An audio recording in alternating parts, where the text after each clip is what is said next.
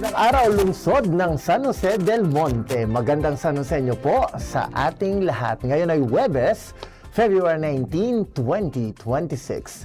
Thursday habit na naman po ng pamilyang San Joseño. Ako po si Brian Ocampo at ito ang PIO Live, ang programang maghahatid ng iba't ibang mahalagang pangyayari, impormasyon at opinyong para sa inyo, San Joseño. Samahan niyo po ako sa isang oras ng makabuluhang pagbabalita, paghahatid ng mga kwento ng inspirasyon at syempre, mga makukulay na ganap at mga programang nagpapadama ng pagmamahal sa bawat sulok ng lungsod. Bahagi po kayo ng ating talakayan at kwentuhan, kaya sama na po sa diskusyon sa pamamagitan ng paglalagay ng inyong mga komento, katanungan o kaya naman pagbati sa ating comment section. Unahin na po natin ang express balita at impormasyon, mga pangunahing kaganapan sa lungsod na dapat alam mo, San Joseño.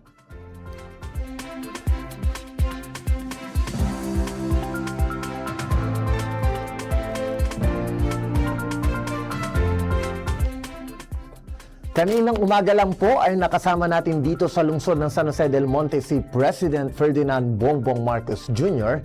kung saan nasaksihan niya ang oath-taking ng mga newly promoted teachers and school heads mula sa Schools Division ng Bulacan at Pampanga Cluster sa ilalim po ng Expanded Career Progression ng Department of Education. Nakasama niya dito si DepEd Secretary Sani Angara na siyang nanguna sa panunumpa ng 1,991 newly promoted school personnels. Mainit po siyang sinalubong ni na Mayor Ate Rida Robes, Congressman Arthur B. Robes, Schools Division Superintendent Dr. Leonardo C. Canlas at iba pang opisyal mula sa lalawigan ng Bulacan at Pampanga. Samantala matapos nito, personal din pong bumisita ang Pangulo sa Minuyan Elementary School upang maghatid ng yakap at kalinga o yaman ng kalusugan at kalinga caravan. Katuwang po ang PhilHealth at ang ating City Health Office.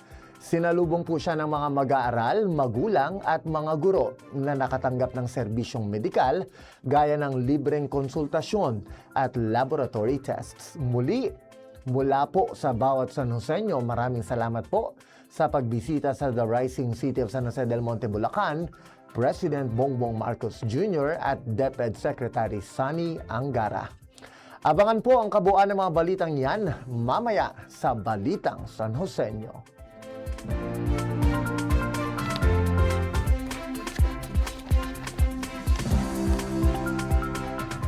Nagkamit po ng high functional rating ang City Government ng San Jose del Monte, Bulacan sa inilabas na 2025 Anti-Drug Abuse Council Performance Audit Results ng Department of the Interior and Local Government o DILG.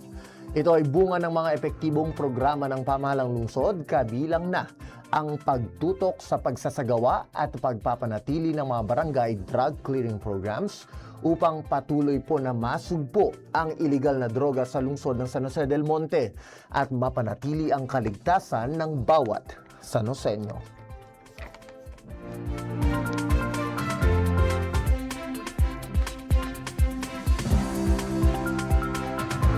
Samantala, nagsagawa po ng ang San Jose del Monte City Jail Male Dormitory ngayon ng Valentine's Date activity para sa mga persons deprived of liberty o PDL at kanilang mga mahal sa buhay nitong Sabado, February 14. Layunin po ng programa na palakasin ang ugnayang pampamilya, magbigay pag-asa at maipadama ang pagmamahal at suporta sa kabila po ng kanilang kinahaharap na sitwasyon.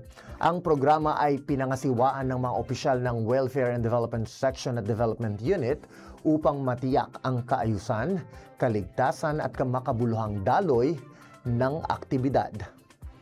Samantala, nitong Lunes po, February 16, formal nang binuksan ang Creation de Beauty at Dormitory 2 o ang Project Silong sa BJMP Male Dormitory sa pangunguna po ni City Jail Warden Jail Chief Inspector Cherifer B. Apostol at Acting Assistant City Jail Warden Jail Inspector Warlito Calyanta Jr. Ang bagong barbershop po at salon ay magbubukas ng oportunidad pang kabuhayan para sa mga PDL. Ito ay bukas din po sa mga ibang PDLs at ibang mga bumibisita sa piitan na nais magkaroon ng pumper time. Samantala, sa pagbubukas naman po ng Project Silong, magkakaroon ng mas komportable at kaaya-ayang bagong dormitoryo para sa mga pansamantalang nakapiit dito.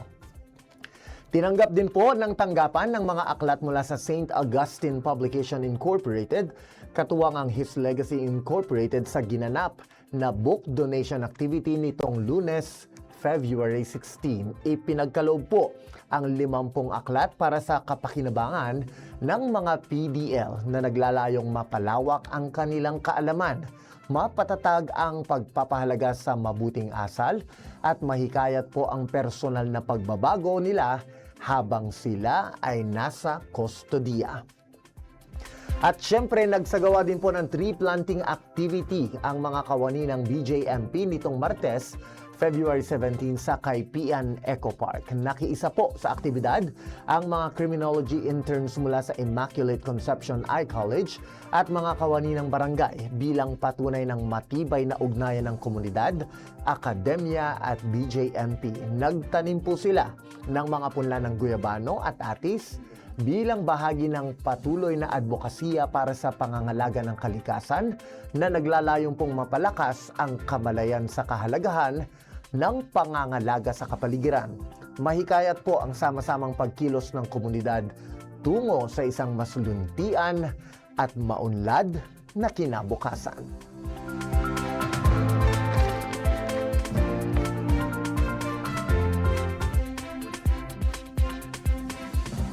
Pinangunahan naman po ng City Human Resource Management Office sa pamumuno ng ating birthday girl, CHRM Officer Wilma Q. Abella, ang orientation at awarding ng mga sertipiko para sa mga on-the-job trainees at work immersion students mula sa iba't ibang paaralan at kolehiyo sa lungsod nitong Lunes, February 16. Layunin po ng programa na kilalanin ang pagsisikap at ambag ng mga mag-aaral sa kanilang pagsasanay habang patuloy na hinahasa ang kanilang kaalaman at kasanayan para sa hinaharap na propesyon.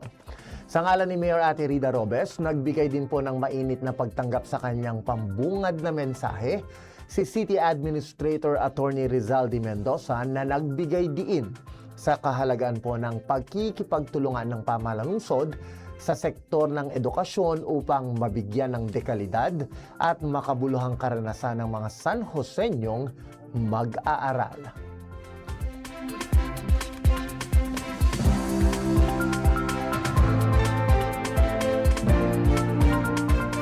Tinutukan naman po ni Mojo o mobile journalist Jake Russell Arias ng Kaipian National High School Press ang makabuluhang pagdiriwang ng 2026 National Dental Health Month na ginanap po dyan sa SM City San Jose del Monte nitong Lunes. Isinagawa po sa pagdiriwang ang serya ng mga aktibidad tulad ng National Toothbrushing Day, libreng dental checkups, fluoride application at oral health education sessions para sa mga batang San Joseño sa pangunguna po yan ng DepEd San Jose del Monte, katuwang ang City Health Office at ang Philippine Dental Association Incorporated, CSJDM Chapter. Layunin po ng programa na maitaguyod ang maagang pagtukoy at pag-iwas sa mga programang o problemang dental, mapalakas po ang tamang oral hygiene practices at higit sa lahat, mapagtibay ang ugnayan ng paaralan ng pamahalaang lokal at mga dental professionals para po sa mas maayos na ngipin at kalusugan ng mga kabataan sa lungsod.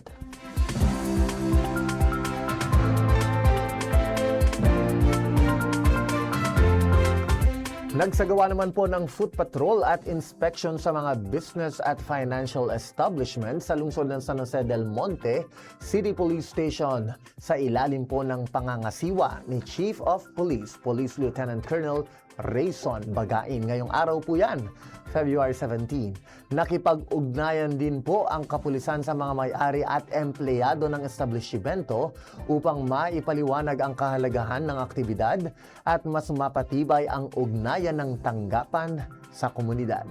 Layunin po nitong tiyakin ang kaligtasan ng publiko, maiwasan ang anumang posibilidad ng krimen, lalong higit sa mga alanganing oras, at maipakita po ang mas pinaigting na presensya ng kapulisan sa lungsod upang mapanatili ang kapayapaan at kaayusan sa lansangan. Nagsagawa din po ng seminar ang tanggapan katuwang Land Transportation Office o LTO nitong Miyerkules naman sa City Covered Court, Barangay, Poblacion 1. Tinalakay po dito ang mga mahalagang batas tulad ng Republic Act 10883 o ang New Anti-Carnapping Act of 2016, Presidential Decree No. 1612 o Anti-Fencing Law of 1979, Republic Act No. 4136 o Land Transportation and Traffic Code at iba pang mga umiiral na lokal na ordinansa hinggil po sa pagbabawal sa paggamit ng illegal at modified mufflers. Dinaluhan po ang seminar ng humigit kumulang 200 kalahok na kinabibilangan ng mga kinatawan mula sa iba't ibang barangay, mga may-ari po ng junk shop, mga may-ari ng motor vehicles at motorcycle shops. Layunin po ng naturang seminar na palawakin ang kaalaman ng komunidad upang maiwasan ang paglabag, mapanatili ang kaayusan sa lansangan at higit sa lahat, mapaigting ang seguridad at kaligtasan ng publiko.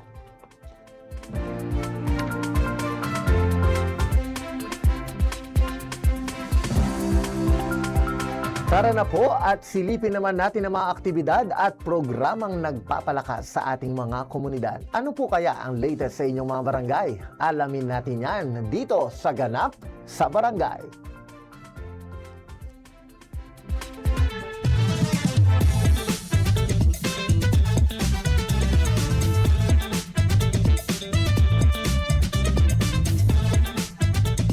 Sa Barangay Fatima 2, nakasabay po ng Valentine's Day, nakiisa ang mga project beneficiaries ng IRM Ministries Area E, PH290 Blessed Children Development Center sa weekly cleanup drive ng Barangay Fatima 2 nitong Sabado, February 14. Naglinis po ang mga chikiting kasama ang kanilang mga guro at mga kawani ng barangay sa mga eskinita at daluyan ng tubig sa barangay bilang pagpapakita ng kanilang pagmamahal sa kalikasan. Ito ay bilang aplikasyon na rin po ng kanilang aralin sa simbahan tungkol sa pagiging mabuting katiwala ng Diyos sa kalikasan at pagpapanatili ng maayos, maaliwalas at malinis na kapaligiran. Sa Muzon proper naman po, matagumpay namang naisagawa ang medical mission sa tulong ng City Health Office at katuwangang San Isidro Labrador Parish nitong Lunes, February 16. Bilang bahagi po yan ng pagdiriwang ng Obrero Festival 2026, kung saan handog ang libreng adult at pediatric check-up para sa mga mamamayan. Layunin po nito na mailapit sa komunidad ang serbisyong medikal, mapangalagaan ang kalusugan ng mamamayan at matiyak ang maagang pagsusuri at agarang atensyong pangkalusugan lalo na po sa mga higit na nangangailangan.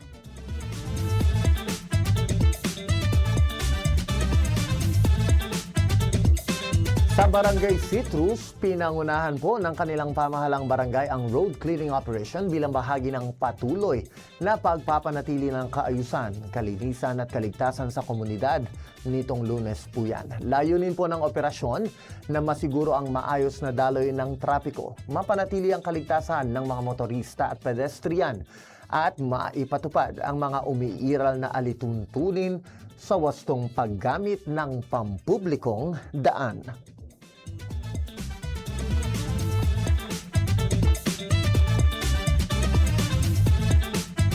Tumungo naman po tayo sa Gumaok Central. Ginanap po sa Barangay Health Center sa pangunguna ng mga barangay health workers ang buwanang pamimigay ng mga maintenance medicines para sa mga residenteng may hypertension at diabetes nitong Lunes, February 16. Layunin po ng programang ito na masuportahan ang tuloy-tuloy na gamutan ng mga nangangailangang residente, mapanatili ang kanilang kalusugan, at maipakita po at maiparamdam ng malasakit ng pamahalaang barangay ang kapakanan ng bawat mamamayan.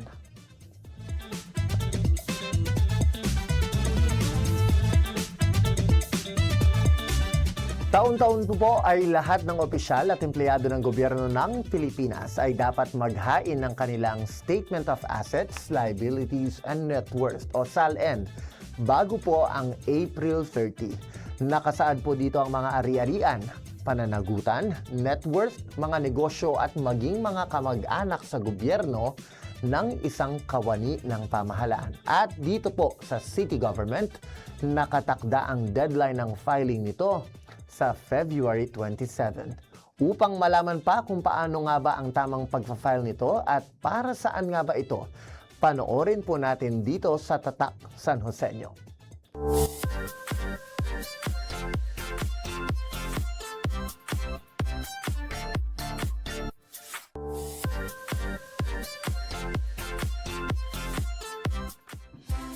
Magandang San Joseño, ito po ang PIO Live. Ngayong araw, pag-usapan natin ang isang mahalagang dokumento para sa lahat ng mga kawani ng pamahalaan, ang SALN o ang Statement of Assets, Liabilities, and Net Worth. Kasama po natin ngayon ang ating Human Resource Management Officer na magpapaliwanag kung bakit nga ba mahalaga ito, paano po ito ginagawa at syempre bakit simbolo ito ng integridad sa serbisyo publiko. Mga kababayan, mga kapwa nating San Joseño, Ma'am Wilma Q. Abella po ng CHRMO. Kumusta ma'am? Bumati muna po kayo sa ating mga kababayan. Hello, good afternoon everyone. So, nandito po ako ngayon sa PIO. Napakaganda po ng studio nila.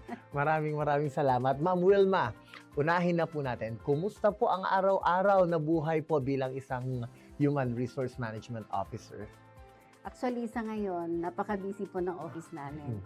Dahil alam naman natin, January is renewal ng appointment. So, yung manpower complement talaga natin, sobra-sobrang yung ating pong mga employees from permanent to elective. So, ating mga job order, lalo yung job order kasi renewal, contractual. So, napaka-busy pa po ng office namin. At para maging malinaw po sa ating mga kababayan, Ma'am Wilma, ano po ba ang pinakamandato talaga ng opisina po ninyo? Actually, yung HR office po ay in charge po talaga kami sa recruitment, selection, and placement. And then yung performance management. And of course, yung compensation and benefits ng ating mga employees and the employees records management. Yan po talaga yung talagang pinakamahalaga sa office namin. Yung mga records ng lahat ng employees from elective down sa ating mga job order. At pinaka-importante sa lahat, sila po ang in charge sa mga benefits natin. Yes. Compensation and benefits ng mga employees na sa amin din po siya. At para maging malinaw din po, ang mga kababayan natin na naglilingkod sa ating pamahalaan ay under po ng civil service. Tama po ba, Ma'am? Yes, yes. Basta as long as yung ating pong mga policies ay talagang i-ensure natin na we have followed the civil service rules and regulations. At ngayong buwan po ng Pebrero ay filing po ng tinatawag nating SALN o Statement of Assets, Liabilities, and Net Worth. Pwede niyo po bang ipaliwanag po ito, ma'am? Ano po ba itong dokumentong ito at gaano ito kahalaga? Ayan. So, yung SALN is Statement of Assets, Liabilities, and Net Worth. So sa RA 6713 kasi, Code of Conduct and Ethical Standard for Public Officials and Employees, dapat annually po magsasubmit tayo ng ating SALN. So, yung purpose ng SALN is to promote transparency, honesty, and accountability bilang isang public officials and employees. So, ibig sabihin, ma'am, sino-sino po ba ang mga dapat ay nagpa-file po ng SALN? Ayan. So, lahat po ng magpa-file ng SALN is yung ating mga permanent employees, yung ating mga coterminous and elective employees, and of course, yung ating mga contractual. Yung mga hindi lang po talaga na entitled para mag-file ng SALN is yung mga honorary capacity, mga laborers, at saka ating pong mga casual employee at mga job orders. Hindi po sila allowed na mag-file ng SALN. Ma'am Wilma, isa-isahin po natin, ano po ba yung nilalaman ng dokumentong ito? Ano po ang mga nilalagay dapat ng ating mga kapwa lingkod bayan dito po sa SALN na ito? Actually, sa SALN, talagang declare all po tayo. Declare all po tayo ng ating mga assets, liabilities. So, makikita po natin sa ating form, ito po yung ating mga personal properties, real properties, and of course, mga liabilities and yung business interests and financial connections and relatives in the government. Yun po ang nilalaman na dapat ma-fill up natin sa form ng SALN. So itong form ng SALN ay medyo bago po ito ngayon dahil nag-revise po tayo ng 2025. So, yung 2025 na SALN, na omnibus rules ng SALN, dapat gamitin na yun natin ngayon ng 2026. Isahin natin, ma'am, yung personal properties, ano po ba ang included pag sinabi natin mga Yan, personal pag sinabing properties? personal properties, of course, including dyan yung clothing mo, jewelries, appliances, yung kung mayroon kayong sariling mga sasakyan na nakapangalan po sa inyo, yan, yung inyong mga, kung halimbawa, may mga share capital, at saka insurances, yan po nakakasakop po yan ng ating mga personal properties. So, sa real properties, of course, yung ating po mga ari-ari ang di natitinag, like house and lot, Okay. or either baka mayroon kayong mga improvements. So, dyan po yan sa real properties. Kung tumaas na ang value nito, ma'am, no, based Opo. on the recent improvements. Ang importante po sa real properties, hindi lang po natin ilalagay doon sa location. Is example, may property ka sa San Jose del Monte. Di pwedeng San Jose del Monte lang. Kasi, kaya nga sa form natin may nakalagay exact location. Kasi sa laki ng San Jose del Monte, baka hindi natin makita yung property mo na yon. And then, yung sa current fair market value, kung nagbabayad po yun ikaw ng amilyar sa yung property, makikita po kasi doon sa tax deck ng ating assessor's office na doon natin yung makita. Doon kasi makikita kung kailan mo ba na purchasation, mode of payment mo, nung kinuha mo ba yung inyong property na yun po ba ay installment or cash, or maybe baka inheritance or minana mo lang. So, pag minana lang kasi, nakalagay doon sa kanyang acquisition cost is zero. Kasi hindi mo naman siya binili. And since declare all ito, ma'am Declare all Wilma, tayo. even yung mga pinagkakautangan po natin ay dapat i-deklara po natin declare. sa SALN. Yan, real properties, personal, and liabilities. So, kung mayroon kang mga pinagkakautangan, actually sa utang naman outstanding balance lang naman. Hindi naman yung yung nangutang ka, tapos ngayon pa rin, andyan pa rin. Kasi nagmo-monthly amortization ka naman. Kaya, balance na lang. So, may time na pwedeng wala na siya, or pwedeng i-renew. And then, yung mga financial connections, halimbawa, isa kang government employee, baka mamaya may other income ka pa, maliban sa sinasweldo mo. So, di-declare mo rin siya. Kung mayroon kang isang, example, mayroon kang sari-sari store, na which is dagdag income din sa'yo, maliban sa sweldo mo. Kaya mayroon tayong minsan mga questions kasi na, bakit Kawani siya ng lang, gobyerno, tapos laborer may ang sasakyan. item, pero may sasakyan, maganda yung bahay. Pero kung titingnan natin sa assets, mayroon pala siyang mga business interest and financial connections. And makita natin din doon sa kanyang real property ay may mga inheritance siya doon sa mga parents niya. Kaya dagdag income din talaga siya. At nagsisilbi pong proteksyon ang SALN para sa ating mga kapwa lingkod bayan. Opo. Ngayon, ma'am, paano po nagagampanan ng CHRMO ang tungkulin niyo po para matulungan yung mga kawani po sa pagpa-file nito? Paano po ba ang tamang Actually, pagpa-file? mayroon committee on review committee kami doon sa SALN. So, ako yung head at mayroon akong 2 staff. So, actually, hindi lang po kasi ang employees ang kinikater namin. Pati po yung lahat ng barangay, na 62 barangay, plus yung 62 na mga SK. So, every year po yan. So, medyo marami po kami chinecheck. Kaya nga may review committee kami dahil chinecheck namin na si Tuit na yung pong mga dinideclare nila ay nasa tamang position doon sa mga form. Kasi, pagdating kasi sa ombudsman, may time na talagang nagra-random din yung ombudsman ng ganyan sa mga SALN. So, bakit ito yung wala siyang declare na clothing? Parang ganon. So, dapat pagdating sa personal talaga, magde-declare tayo ng clothing. Kasi nga, ang sabi nga nila, bakit walang clothing? Or si cellphone, like mga gadgets natin. Sabi kasi ng ombudsman sa amin, if ever na tinignan ka, may cellphone ka, pero dun sa personal property mo, wala kang nilik, parang ninakaw mo dahil yun. Parang ganun ba? Yeah. Mhm. Kaya kailangan natin ma-declare talaga yung ano man yung naka-property na nakapangalan lang sa atin. At napakahalaga po na properly declared ang lahat ng mga properties natin para at least sa pag-check pa lang po ng level natin dito sa city government ay wala nang problema. Oo, At wala na. kapag nakarating po sa ombudsman dahil dito sinasubmit to, no, ma'am? Sinasabit po. Tuwing kailan po ba sinasubmit ang SALN? Actually, may memo po kami ngayon na pamigay na sa per office na ang deadline po namin ng submission is February 28. Pero ongoing naman na yung iba. Kaya lang, actually, ang pinaka submission sa office ng HR is hanggang April 30. Tapos sa ombudsman po natin is hanggang June 30. Okay. Yung ano, pero hindi po kami nagpapaabot ng hanggang June. May pa lang sinasabit na namin. Ang maganda lang kasi dito sa city government natin, very cooperative ang mga employees. Wala po tayong naiiwan sa kanila na hindi tayo nagsasubmit. Kasi doon po kasi sa submission ng ombudsman, nakalagay doon, ito yung mga nag-submit, isasama din kasi doon those who have not submitted. So gusto nyo ba, sabi ko sa kanila, maisama yung pangalan nyo doon sa hindi nag-submit. So before deadline, talagang makulit lang kami na kailangan natin mag-submit ng SALN.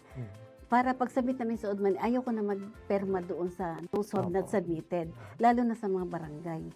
Siyempre, yung mga prone kasi din sila sa ano, di ba? So baka mamaya biglang mag-request sa amin na kailangan ko ng SALN ganito. Hindi naman kasi pwedeng hindi ibigay yun kasi pag mayroon kami mga court order na sasubmit natin. Kaya sinisituate natin na lahat ng employees.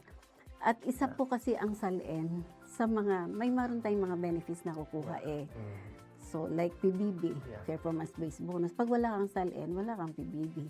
So, mahalaga po sila na dapat naka-intact na sa office namin. Kaya maganda talagang ano. Ito pong proactive measures ng ating City Human Resource Management Office talaga. Ito yung nagiging way kung bakit tayo ay nagiging compliant din po Oo, sa actually pagsasubmit compliance tayo ng dyan. SALN. Isa din yan sa requirement. Like sa kahit sa DILG, sa ARTA. Actually, compliance tayo lahat Makulit lang kami mag-ano, pero may mga deadlines din kasi. Kaya sabi namin, pag ayaw din kasi talaga namin mag-submit na may kulang. So gusto namin, as much as possible, sa level pa lang namin, gusto ko perfect na. And it's for our own good naman po talaga. And with that, yung mga kababayan po natin, yung mga first-timers sa government, ay tinutulungan din po ng CHRMO para hindi sila magkaroon ng problema sa pagpa-file. Meron po tayong inilabas na video on how to properly file ang ating SALN. Can we talk about this, ma'am? Very short lang po. Paano po ba ang mabilisang pagpa-file ng ating SALN o maayos na pag-file ng SALN? Actually, sumunod lang po tayo dun sa deadline ng pagpa-file. Then, actually, chinecheck namin siya. So, pag may problem kasi talagang nag-hands-on kami na dapat ganito siya. Yung pag-uulit, okay na siya. Hindi namin pinababayaan na hindi talaga nakukumpleto kasi una-una, mahalaga kasi under oath kasi ito. May notarized ito. So, ibig sabihin, nagsasabi ka ng totoo dun sa SALN mo. So, dapat, yun pa lang sa mga form na sinasubmit, okay na siya sa amin pag nano. Kaya ang iba, sige ma'am, gagawin namin. Ma'am, pa-check namin uli ha, pag okay. So, okay lang sa amin, sine-check namin din. Ibabalik ko din. Then, pagbalik na, notarized na, i-for file na lang kami. And gusto ko lang pong i-reiterate, Ma'am Wilma, gaano po ba kahalaga na ang bawat kawani ay nagko-comply sa pagpa-file po ng SALN natin? Actually, kailangan compliance po tayo. Una-una, may penalty po kasi ito once na hindi po tayo nagsasubmit. Kung titingnan po natin talaga sa guidelines ng SALN, first offense po kasi ng pag hindi pag-submit ng SALN ay suspension for 6 months na siya. Second offense is dismissal from the service. So kung susundin po natin siya, kaya as much as possible, nagle-letter po ako, nagbibigay po ako ng letter na sa mga, actually sa barangay, sa employees kasi wala kaming problem Kasi mayroon tayong, ang maganda lang kasi sa atin dito, mayroon tayong mga action officers for office, na which is na siya na lang in charge na pinapaalala na namin. Kaya hindi kami mahirapan ng paisa-isa or magme-memo pa tayo. Kasi may mga GC kasi. So please, sabihin mo naman sa mas staff. naging mabilis na Mas po. mabilis. Kasi nga, mayroon tayong point person na talagang per office naman kasi. Kaya natututukan nila na alam nila kung sino yung mga hindi pa nakapag-submit. So, ganun. Ano lang tayo, medyo flexible tayo sa ganun na para maayos lahat. And aside dun sa ating mga point person, syempre sinisigurado po ng ating CHRMO na kung kayo ay may mga katanungan at kailangan nyo ng assistance, Yes. sugod lang sa opisina po nila Opo. para matulungan po. Mhm. And with that, Ma'am Wilma, baka meron po kayong huling reminders sa ating mga kapwa lingkod bayan, Ma'am. Especially the deadline, pwede na po natin i-reiterate muli ang Yes. pagsasampit po ng ating SALN. So, yung SALN po natin, as much as possible, February 28 po yung deadline natin ng SALN. Pero almost 50% na rin naman yung nakakapag-submit sa ngayon. Hopefully, na okay lang naman mag-extend ng konti. Alam naman namin na so busy ang lahat. Marami tayong activities. So, paalala lang din po natin sa ating mga employees, lahat ng programa, lahat ng mga plans and programs ng ating city government, dapat very cooperative po tayo. And of course, sa ating mga submission ng mga compliance natin, I know na very okay naman ng ating mga employees pagdating doon. Lalo, of course, sa ating mga department heads na very cooperative sa lahat ng aming mga compliance. Ayan, napakaganda talaga ng reminder ni Ma'am Wilma at talagang at least napatunayan po natin na very compliant. Hindi lang po lang ang ating mga kawani ng barangay, maging ang lahat ng kawani ng ating city government. Ma'am, pagbati na lamang po, baka meron po kayong gustong batiin sa mga kasamahan natin sa CHRMO family or kung sino po ang gusto niyong batiin. Go ahead, Ma'am. Ayan, sa aking mga HRMO family, so nandito ako ngayon sa PIO. And of course, abangan na lang po natin kung yung regarding po dun sa ating mga topics sa ngayon. And thank you very much sa support sa lahat ng aking mga staff na talagang very very accommodating po sila. Anytime po lahat ng may mga kailangan doon, punta lang po kayo sa office namin.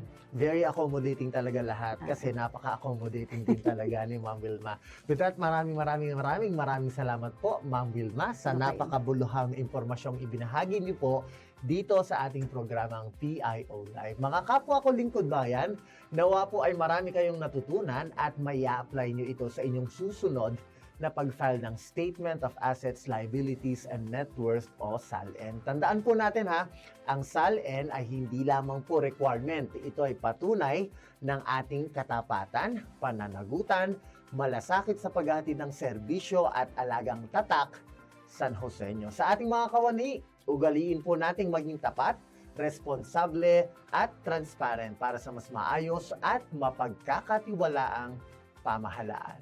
Muli, maraming salamat po. Arya San Joseño. Thank you very much.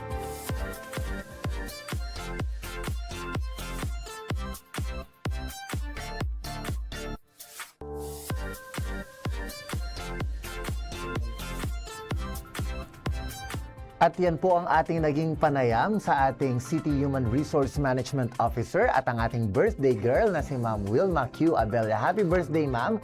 Abangan po ang kabuuan ng mga detalye ng mga balitang yan na binahagi namin kanina sa Balitang San Joseño at Express araw-araw dito po sa PIO Facebook page at syempre sa mga official Facebook pages ng bawat tanggapan ng pamahalang lungsod at mga barangay. Maraming salamat din po sa mga katuwang natin sa paghatid ng mga latest update mula sa ating mga DGIOs at BPIOs o mga Digital Governance at Barangay Public Information Officers.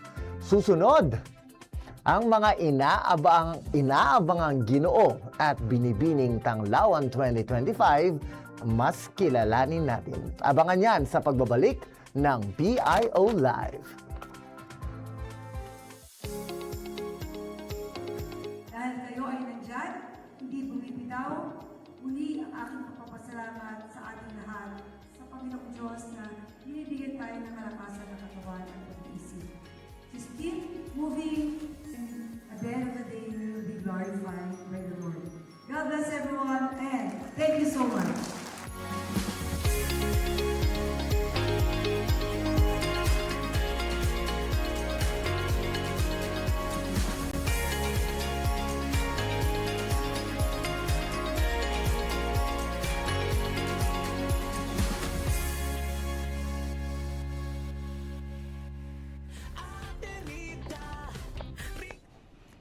At nagbabalik pa rin po tayo agad dito sa PIO Live. May tanong, reaksyon o mensahe po ba kayo? Sali na po sa usapan. I-comment na yan dahil gusto po naming marinig ang boses ng bawat Sanoseño. Kaya po makilahok at maging bahagi ng talakayan dito po sa PIO Live.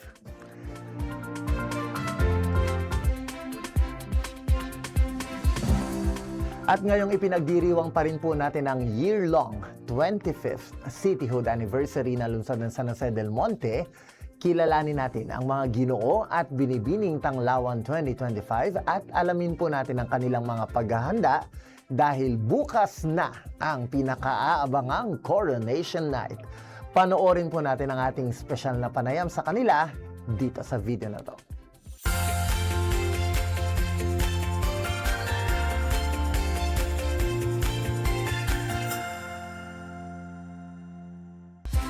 Magandang Sanoseño, ito po ang PIO Live. Ngayong araw, mas magliliwanag ang ating studio dahil makakasama natin ang mga ginoo at binibining Tanglawan. Hindi lamang po ito patimpalak ng kagandahan at kagwapuhan, kundi isang selebrasyon ng talino, talento at puso sa serbisyo. Unahin muna po natin ang ating mga naggagwapuhang Ginoong Tanglawan 2025.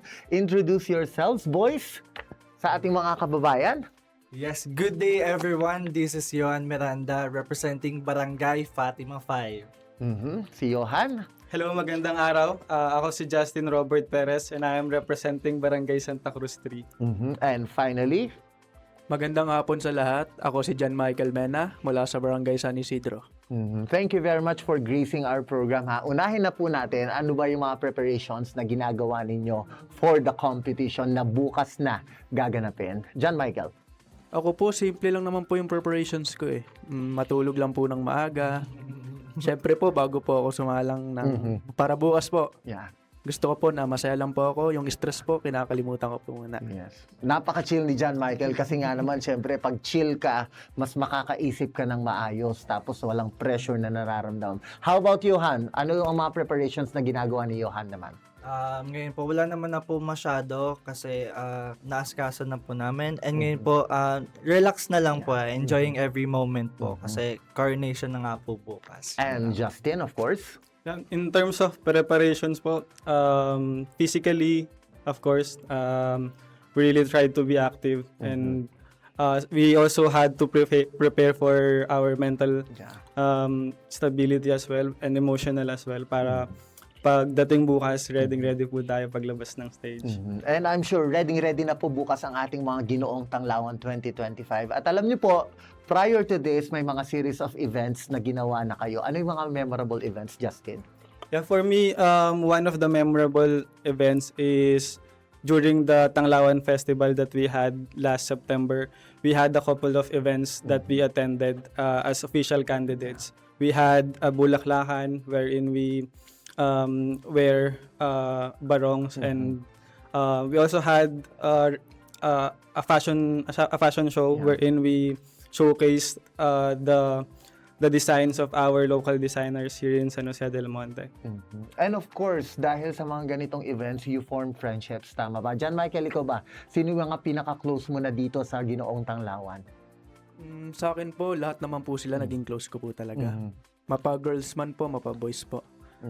And sa mga nangyayari po na event talaga, lahat naman po dun is marami rin kami natutunan.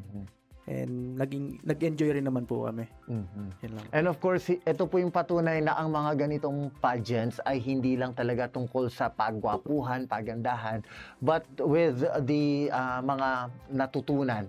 Di ba, natutunan nyo? Ikaw ba, Johan, ano po yung pinaka-natutunan mo dito sa journey mo?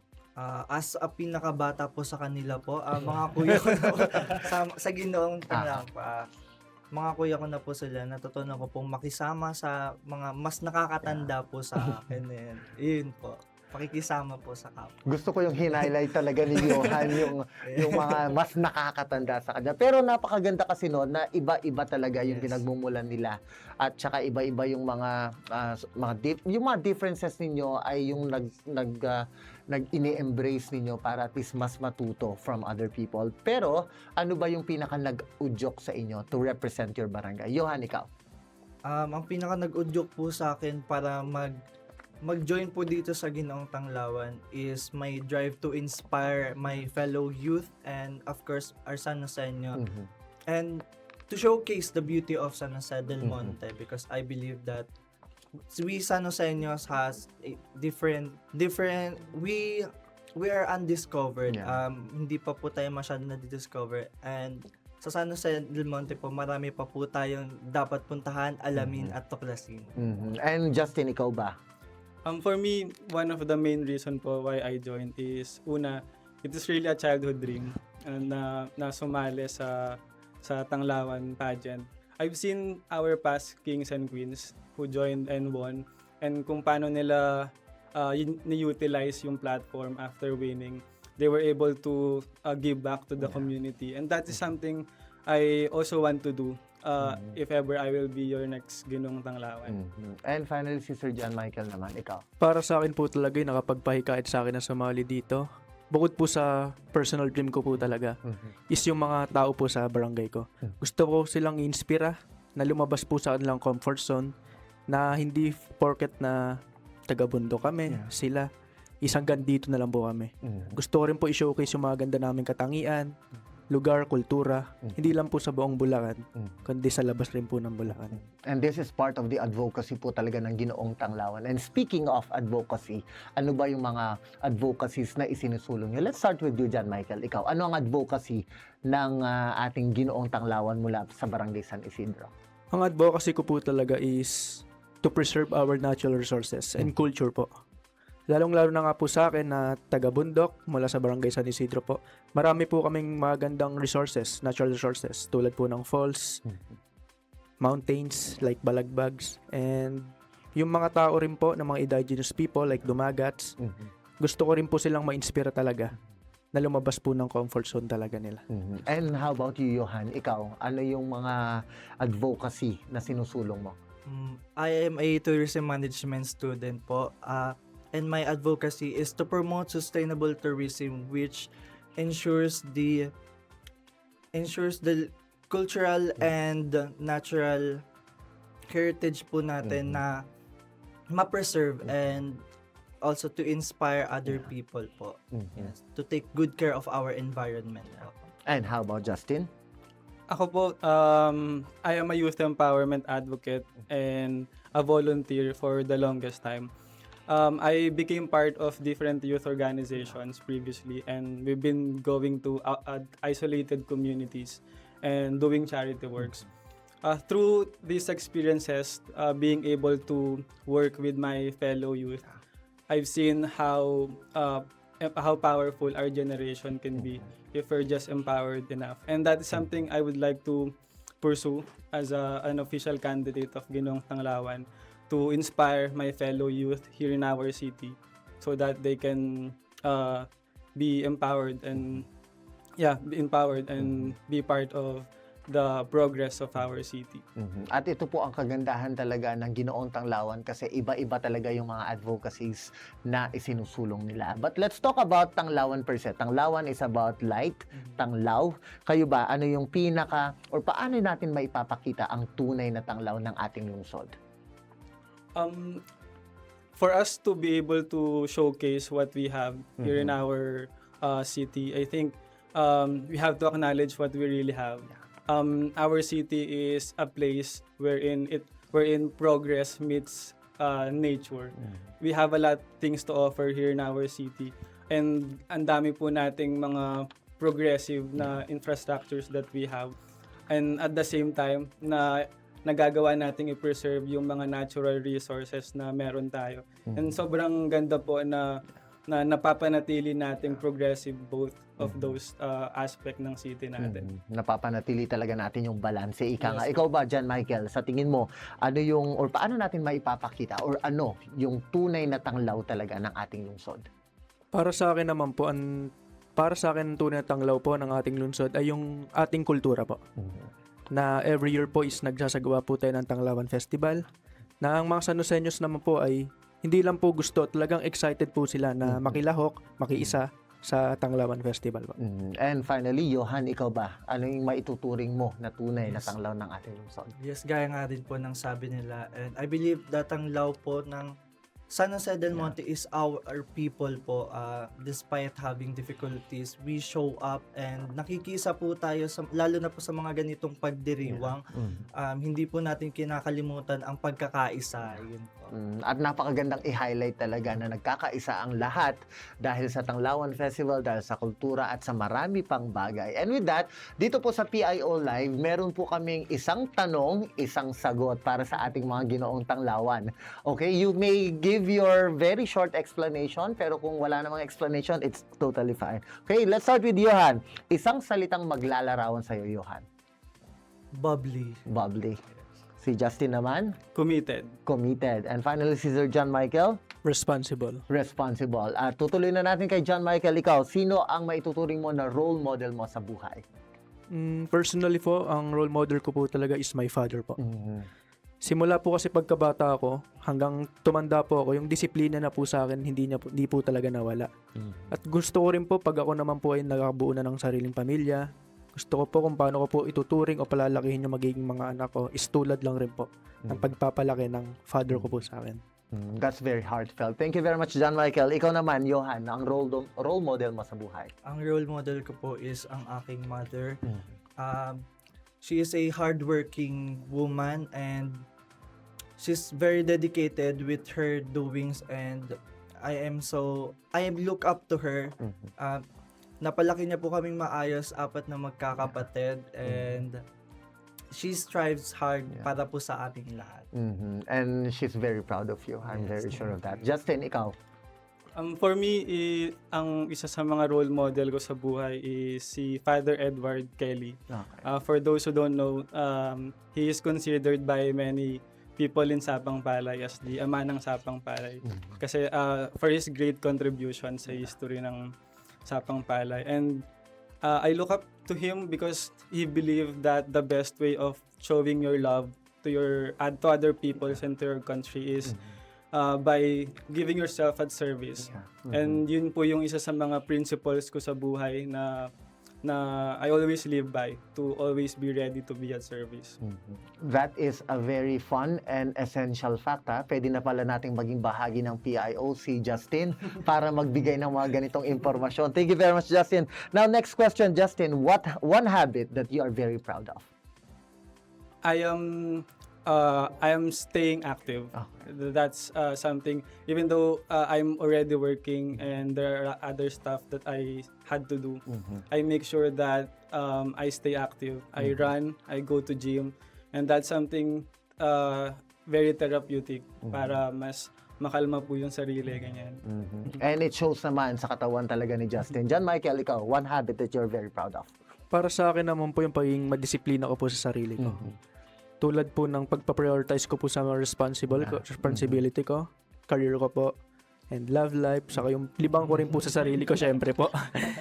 Hindi ko rin naman po inaalis yun, pero as a disiplinadong tao po na pinalaki po ng role model ko po na father ko, is yun po ang may pagmamalaki naman po sa sarili ko talaga.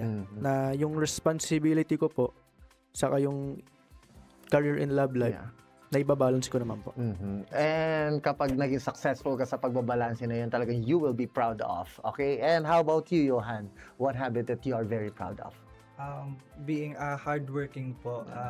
And as a student din po, syempre lagi po natin kailangan galingan sa school and sa mga outside na ginagawa po natin. And ayun po ang pinaka-proud po ako kasi kahit na may mga difficulties po tayo minsan, di naman po maiiwasan. And kapag may gusto po akong abutin, lagi ko pong pinapaalala sa sarili ko na dapat at kailangan. And as early as now, sinasabi ko na sa inyo, we are more than proud sa lahat ng mga achievements nyo. Manalo or matalo, may corona man or wala, sigurado you are all winners in your own rights. At dahil dyan, dahil mahaba na yung mga preparations nyo at tomorrow, magpe-pay ang lahat ng mga hard work ninyo, ano ang unang gagawin ninyo after ng competition? Johan, ikaw. Syempre po, to voice out po my advocacy, which is to promote sustainable tourism that ensures preserving our cultural and natural heritage po dito sa San Jose del Monte. And para po maka-inspire po ako ng Yeah. ng ating mga kababayan and mga especially po sa mga kababata po. Mga kabataan. And Justin, how about you? Ako po siguro mag-order po ako ng mix and match sa Jollibee. Kasi 2 weeks na pong kamote tsaka saging na sabay yung kinakain ko. But kidding aside, Yeah. ang una ko pong gagawin siguro, I have a lot of projects in mind. As a youth empowerment advocate, I would like to pursue the projects that I want to. I will collaborate with different youth organizations that we have here in our city so that we can come up in a bigger projects for our community. And finally, John Michael, ikaw, ano yung pinakaunang gagawin mo right after the competition? Ako po, sa tingin ko po, baka magbakasyon po muna talaga ako. Kasi this past few days and weeks po, talagang tiring and Yeah. stressful po talaga. Pero after naman po is, sakali po man na manalo ako, gagamitin ko po yun upang maka-inspira, magkaboses po, upang ma-inspira ko nga po yung mga tao sa amin, hindi lang po sa amin, sa buong Bulacan po, ng San Jose del Monte. And of course, you all deserve a break right after the competition. Okay. At dahil dyan, yan po ay part lamang po ng ating preparation para sa Coronation Night nila bukas. Hindi pa po ito ang Q&A, pero nakita nyo naman kung gaano po kagaling ang ating mga ginoong tanglawan. One final question, bakit ikaw ang susunod na ginoong tanglawan? Let's start with John Michael. Para sa akin po, dapat po ako yung maging ginoong tanglawan this 2025 po. Kasi po yung commitment ko po and eagerness ko po talaga na maka-inspira at maging boses po ng mga tao sa amin, ng mga kabarangay ko. At gusto ko rin po talaga na ma-showcase ko po sa buong Bulacan yung lugar po ng Barangay San Isidro at maikapakita ko po ang maganda namin na tourist spots, natural resources, and magandang kultura po. How about si Johan? Bakit si Johan ang dapat maging ginoong tanglawan 2025? Yeah, I believe I should be the next Mr. Tanglawan 2025 because I am a hardworking person and a dedicated one. And if ever I win tomorrow, I will continue on voicing out my advocacy to inspire other people and also to showcase the beauty of San Jose del Monte because I believe that San Jose del Monte has more to offer and more to discover. Thank you. And finally, Justin. Yeah, I am a youth empowerment advocate and a volunteer for the longest time. And I am a very service-oriented person. I believe that the next Ginong Tanglawan should be someone who is inspirational, purposeful, and service-oriented. And this title is more than just the crown. It is a responsibility as well to serve our city and the rest of the San Joseños. And I'm really looking forward to be at service as your next Ginong Tanglawan. I hope nakikinig na po as early as now ang ating mga judges kasi talaga napakagagaling ng ating mga ginoong tanglawan. Hindi lamang po sila ang ating mga candidates, meron pa po tayo. Sila lang po talaga ang available natin ngayon. But before that, mensahe ng pasasalamat o you invite na lang ang ating mga kababayan na suportahan kayo bukas sa ating Coronation Night. Isang magandang araw sa inyong lahat, mga San Joseño. Iniimbitahan po namin kayo na manood ng aming Coronation Night bukas sa City Sports Complex at suportahan niyo po kaming lahat para sa darating na aming coronation. Yan. Thank you very much, Johan. How about si Justin? Yeah, ngayon pa lang po, we thank everyone for supporting each one of us sa journey namin sa Ginoo at Binibining Tanglawan. Magkita-kita po tayo tomorrow sa ating City Sports Complex and we will see kung sino na ang magiging next Ginoo at Binibining Tanglawan. Thank you. And of course, John Michael, invite ang ating mga kababayan. Magandang araw sa Joseños. Ngayon pa lang po gusto ko na po kayong pasalamatan sa pagsuporta po sa amin mga candidate para sa event na po ito. At sana po bukas, Coronation Night, huwag po kayong mawawala. And with that, palakpakan naman po natin ang ating Ginoong Tanglawan 2025. Good luck, boys! Naway kung sino man ang pinaka-deserving ang manalo bukas sa ating Coronation Night. Maraming salamat po sa ating mga Ginoong Tanglawan. Tunay ngang hindi lang sila basta kandidato. Sila po ay mga kabataang handang magsilbing liwanag at inspirasyon. Mga kababayan, suportahan po natin ang ating mga Ginoo at abangan po natin ang Coronation Night nila bukas, February 20, dyan sa City Sports Complex. Maraming salamat. Thank you very much and congratulations.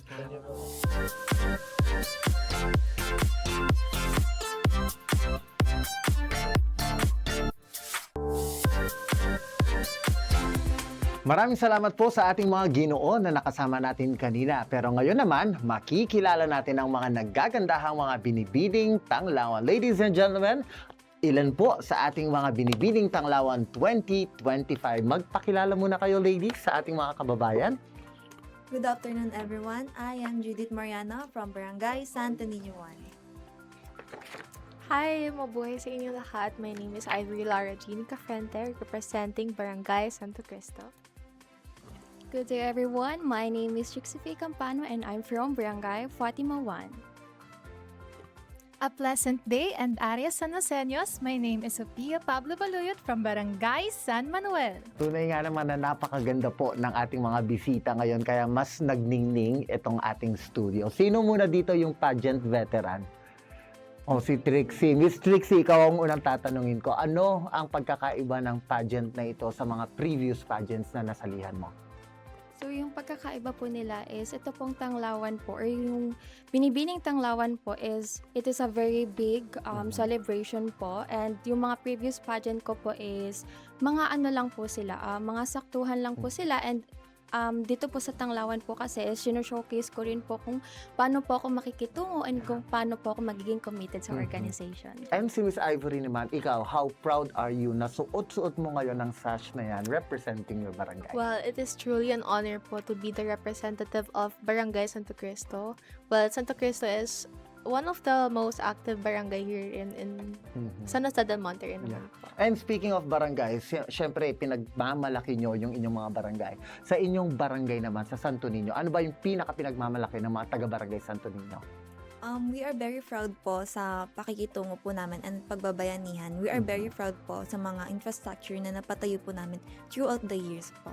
And this is the proof na ang ugali po talaga ang mas ipinagmamalaki ng ating mga kababayan sa iba't ibang barangay. And let's talk about Tanglawan. Tanglawan is all about the advocacy.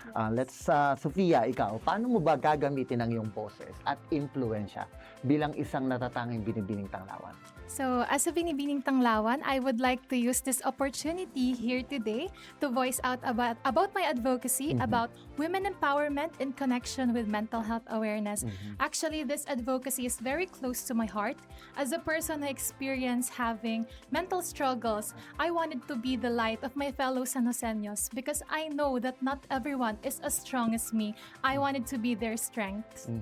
Hindi pa po ito ang pageant ha, pero napakagaling talaga sumagot ng ating mga kandidata. And this is the proof na hindi lang po pagandahan talaga ang binibining tanglawan, but it's also a symbol talaga ng kanilang intelligence. And let's talk about the other advocacies. Miss Trixie, ikaw, ano ba yung advocacy na sinusulong mo? So my advocacy po is a day for elders because I believe po na elders po is one of the yung mga tao po na dati pa po and sila rin po yung nag-build kung ano pong meron tayo ngayon sa San Jose del Monte. How about ikaw, Miss Ivory? Ano ba yung advocacy ni Miss Okay, Ivory? I'm an advocate po for the Sustainable Development Goals. These are the 17 goals which we try to achieve po for the future. This will help us po not only to maintain the environment but also the economic and the people. And how about Miss Judith? As a medical student po, I advocate po for health, and my advocacy po is lessening devices for teenagers and underage, especially po sa mga unsupervised and unguided with their parents. Okay, thank you very much for all the wonderful answers. Actually, sa mga sagot pa lang nila, pwede po bang panalo na lahat sila, Sir Robert? Kung pwede lang po talaga na ipanalo lahat ng ating mga binibining tanglawan. But let's move forward. Ano ba yung mga katangiang taglay na maipagmamalaki ninyo at maipagmamalaki ng ating lungsod? Sophia, let's start with you. Actually, I am very committed po if ever I want to achieve something. And before joining this pageant, I am committed to sacrifice my time and effort to be one of the ambassadors here in San Jose del Monte, upholding my values and advocacy to help with the progressive future of our city. Napakaganda talaga ng sagot ng mga kandidata natin. Okay, first time in the history of PIO Live, magkakaroon po tayo ng isang tanong, isang sagot para sa ating mga binibini. Let's start with Sophia. Ano ang biggest green flag mo? Pwede kayong magbigay ng short explanation ha. Sophia, biggest green flag. Mabango. Mabango, wow. Trixie, isang salitang naglalarawan sa iyong personalidad. Passionate. Passionate. How about you? Ivory, Corona or love life? This question, sige, tatanong ko sa inyo lahat. Corona or love life? Well, I can do both. Wow! How about si Miss Judith? Both din po. Both din. Sophia? Both, because the love of my life is supporting me getting this crown. Okay. And Trixie? Both din po. Both. So talagang hindi po nila kayang i-give up ang isa sa mga choices na ito. How about your inspiration sa buhay? One of the biggest inspiration in my life po is my mom because she throughout these years, throughout every pageant or every event, she's the one po behind the camera, behind the backstage, helping me, assisting me, and she's actually one of those inspiration who keeps on pushing me forward. And of course, Tanglawan is all about tanglaw, light. Kung ikaw, Judith, ay isang ilaw, anong klaseng ilaw ka at bakit? Magiging isang kandila po ako because I believe that the candle symbolizes us the mother, ilaw ng tahanan, and I wanna be the guidance of my family. Other than the future family, I wanna be a guide to my brothers and sisters. Napakaganda nun. So, pwede na talaga nang ipanalo lahat ng mga kandidata natin. Sophia, beauty or purpose? Both, because I do believe that I stand here today as beauty with a purpose and ready to serve my fellow Sanoseños.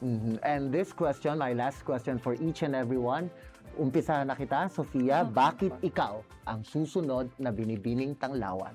I should be your next Binibining Tanglawan because I stand here not just to showcase my beauty, but also to serve my fellow Sanoseños, working with the tourism organization and upholding my advocacy about mental health awareness in connection with women empowerment.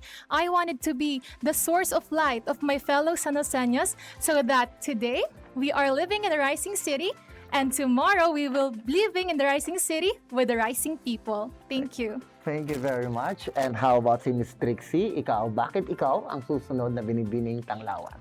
If I were given a chance to win the crown, I will use my voice to promote my platform, which is the Day for an Elders, because I do believe that let's work hand in hand to make the world not a better place, but the best place to live in. Thank you very much. Si Miss Ivory naman. I simply believe that I should be the next Binibining Tanglawan because I have what it takes to be one: empathy, perseverance, and action. Empathy for those people who needs care, who needs warmth, because us Sanoseños, we have that. We naturally have that warmth to all the tourists that comes here, and action in helping to the progress of our city. And last but not the least, Miss Judith. I aspire to be the next Binibining Tanglawan because I care for people.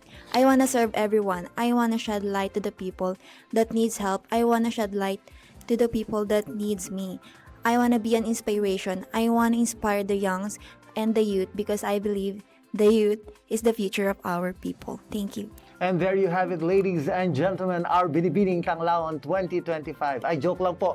Hindi pa po ito ang Q&A portion ng ating competition. Pero sa mga sagot po ng ating mga kandidata, sigurado ako, tomorrow may kakain ng mikropono. Pagalingan talaga sila sa galing sa pagsasalita at pagbanggit ng kanilang mga advocacy, pag-promote ng kanilang mga sarili. And with that, can you please invite everyone on the coronation night tomorrow? Judith? Everyone, please support us tomorrow on February 20th on Sports Complex. Please, my fellow Santo Niño One people, please support us, me and my fellow candidates. Thank you very much. How about ikaw naman, ma'am? Hi, I am Ivory Lara Jean Cafrente, the representative of Barangay Santa Cristo, and I am inviting each and every one of you, not only the people here in San Jose del Monte, but also the other people from different cities, so you guys can see what it takes to be a San Joseños. We serve excellence, beauty, and culture. Miss Trixie? Hi everyone, my name is Trixie and I would like to invite you all to please support us at Sports Complex. And finally, Miss Sofia. Mabuhay and Arya Sanosenyo, as one of your Binibining Tanglawan, I am inviting you to join us in our coronation night tomorrow, February 20, at the City Sports Complex. To my family, friends, schoolmates, and supporters, most especially to the barangay that I carry with me, Barangay San Manuel, let us prove to all the Sanosenyos na ang mga Manwilinyans ay lalaban at di pa dadaig. Dahil dyan, palakpakan naman natin ang ating mga Binibining Tanglawan candidates. Thank you very much. And may the beauty gods be with you Thank you sa iyong po. competition tomorrow. Maraming salamat po sa ating mga Ginoo at Binibining Tanglawan 2025. Suportahan po natin sila at abangan ang kanilang pasiklaban sa kanilang Coronation Night bukas sa Sports Complex. Can I request the final wave po, Beauty Queen wave ng ating mga kandidata dito sa ating second camera? Yan. Abangan nyo po ang ating mga nagagandahang Binibining Tanglawan bukas po yan sa kanilang Coronation Night. Alam nyo po, ang corona ay hindi lamang isinusot sa ulo, kundi dinadala sa puso. Dahil ang tunay na tanglawan ay hindi lang kumikislap sa entablado, kundi nagbibigay liwanag kahit walang spotlight. Good luck, Tanglawan Festival Queens. Thank you very much. Thank you very much. Thank you very much.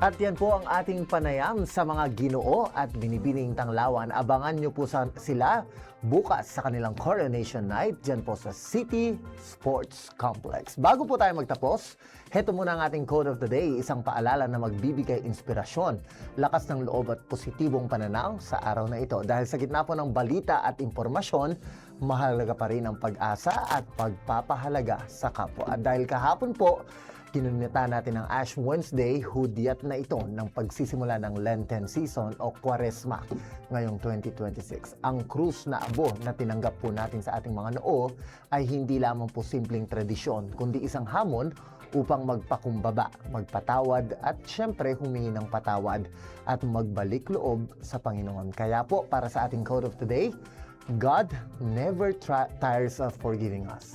We are the ones who tire of seeking His mercy. Yan po ay quote mula kay Pope Francis. Sinabi ito ni Pope Francis sa kanyang kauna-unahang Angelus Address bilang Santo Papa noong March 17, 2013. Ang mensaheng ito ay nagpapaalala po sa atin na hindi kailanman nauubos ang pasensya ng Diyos. Tayo lang mga tao ang mabilis sumuko minsan sa ating mga sarili. Madalas po, iniisip natin na ang Diyos ay parang tao na kapag nakailang beses na tayong nagkakamali, napapagod na siya sa atin. Pero sa totoo lang, ang awa ng Diyos ay hindi parang isang baterya na nalulobat. Kahit gaano po karaming beses tayong madapa, laging bukas ang kanyang kamay. Kaya po, huwag pong limitahan ang Diyos base sa sarili nating limitasyon. Kung siya nga hindi napapagod magpatawad, bakit nga naman tayo mapapagod bumangon at magpatawad?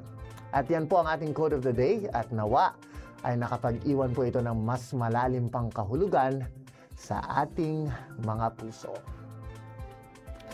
Maraming salamat po sa lahat ng nakatutok sa ating programa. Dahil kayo ang bida sa segment na ito, deserve niyo po ng isang malakas na shout out! Shout out! Ayan po, shout out! Shout out! Shout out! Shout out! Napaka-energetic po ng ating mga shout-out artists for today. Unang-una na po, happy birthday sa ating CHRMO, Ma'am Wilma Q. Abelia. Happy birthday, ma'am. Siyempre from Pete Malik, ang BPIO po natin from Ciudad Real. From Cap Benjamin De Leon, magandang hapon po sa ating lahat. Hello, Sir J. Mark Castro, ang kasamahan po natin from DRT. From Lara Salvador, congratulations PIO. At syempre, shout out sa aking mahal na anak. Happy birthday sa very cute na si Mikey. Happy birthday, Mikey. From Neriza Bantilan Valdez, shout out po. Happy viewing din po kay Miss Lloyda Pamen na every week po nakatutok sa PIO Live. Hi daw po sa kay Ayen at Joel Jonesio. Welcome so PIO family. From Barangay Gaya-Gaya, Cap Henry Santos. Hello po mga Gayanos. Sir June Lalikan po na nanonood mula sa Star Mall San Jose del Monte. Sir June, kailan po namin kayo i-guest dito sa PIO Live? Shout out din po sa mga security nila Mayor Rida at Kong Arthur na nakatutok at seryoso daw pong nanonood sa ating programa dyan sa base. From Rom Zamora, happy birthday Ma'am Wilma. Ayan po, pagbati mula sa ating mga kasamahan at kapwa lingkod bayan. At from Beth din po, happy birthday Ma'am Wilma. From Charles Darwin Pajores, shout out po from Barangay Minuyan Proper with Kagawa Jason Kama at Kapitana Irene Biteng. Maraming salamat po sa pagtutok. Good luck po sa lahat ng kandidato ng Ginood Binibining Tanglawan, sabi ni Jonel Rotoni. At syempre po, excited din po sa Coronation Night si Chin Lumba. At sabi niya, lahat po ay deserving. So good luck candidates. At syempre, from Charmaine Refugio Passion, shout out po kay Juju. Hi Juju! Overtime pa si Mami. See you later sa bahay. At syempre, happy birthday po syempre sa pinaka-cute na si Mikey Salvador. At dyan po nagtatapos ang pag-arangkada ng ating makabuluhang talakayan sa PIO Live. Overtime na po tayo. Pero po gusto namin paalala na ang balita dito ay malinaw, ang impormasyon ay tama at ang mga opinyon ay may saysay. Maraming salamat po sa inyong pagtutok at pakikiisa. I-like, i-share at huwag kalimutang i-follow ang official Facebook page ng Public Information Office dahil dito, updated ka na, legit pa ang balita. Sa ngalan po ng magkatuwang sa serbisyo, Mayor Ate Rida Robes at Congressman Arthur B. Robes, ako po si Brian Ocampo at ito ang PIO Live. Magandang araw, Aria San Joseño. Happy birthday, Mikey! Happy birthday, Ma'am Wilma! Happy viewing po sa lahat ng mga kababayan nating San Joseños. Happy birthday, Mikey!